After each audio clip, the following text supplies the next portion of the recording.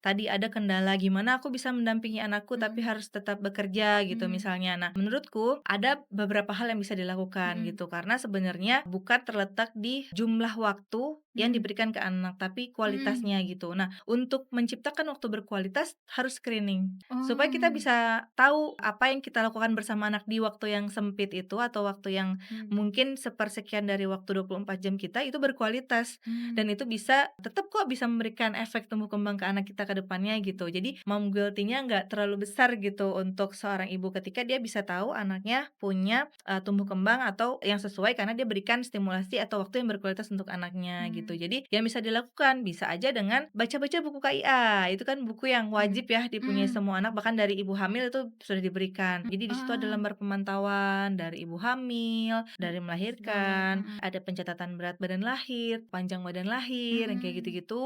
Terus juga nanti di situ ada checklist, lembar Oh, checklist checklist, perkembangan anak. Jadi mmm. itu memang sudah diadaptasi dari formulir-formulir tes kesehatan yang valid dan sudah disederhanakan nih. Jadi buku KIA itu dibentuk oleh berbagai macam organisasi Mmm. profesi kesehatan gitu, termasuk menyikat gigi usia berapa mulainya, Mhm. nutrisi anak 6 bulan mulai MPASI apa aja sih yang harus dilakukan supaya ASINya deras Oh, gitu. iya iya, Misalnya kalau untuk 6 bulan ke bawah itu sudah ada di situ semuanya. Jadi sebenarnya itu sudah bisa banget jadi guideline. Kalau orang tua bingung nih, banyak banget ya informasi Mhm. misalnya di media sosial dan lain sebagainya, bisa mengacu ke sana Mmm. kalau mau tahu yang, bener atau enggak gitu. Fungsi buku itu sangat Mhm. banyak gitu dan perlu banget diketahui orang tua. Cukup baca buku aja sebenarnya udah cukup.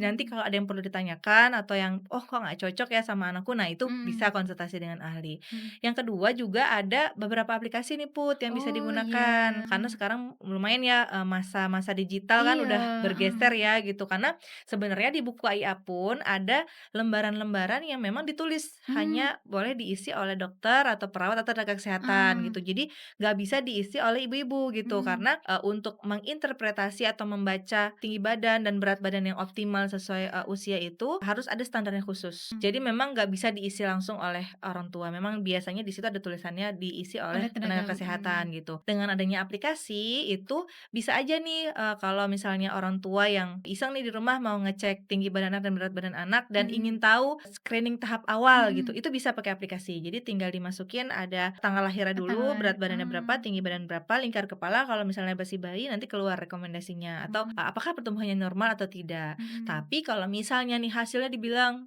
risiko berat badan kurang misalnya Mhm. gitu, jangan perlu takut dulu, Ah. justru harus, "Oh ini adalah sinyal pertama," Heeh gitu. heeh. Itu adalah tanda bahwa harus dikonsultasikan ke tenaga kesehatan gitu. Oh, Karena iya iya iya iya. sepintar-pintarnya digital kan dia nggak bisa mendiagnosa kan, Mhm. dia nggak bisa spesifik karena kan anak-anak kan berbagai macam ya masalahnya ya, Iya, nggak bisa heeh. dipukul rata gitu. Jadi Mhm.